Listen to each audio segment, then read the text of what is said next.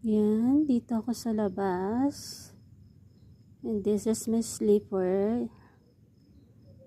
10 months na siyang nirarampa dito sa mansyon. Like ko to kasi very light. Magaan. And yun yung tipo ng aking mga paa. Ayoko nang nai-stress. Ayoko nang mabigat na tsinelas. Ayoko nang nakabalot ang aking paa. Yan, medyo sira na. Pero hindi pa naman siya nauuka.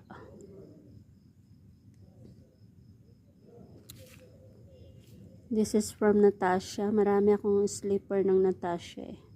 Gusto ko kasi siya dahil magaan. Pero naiwan sa Pilipinas yung iba.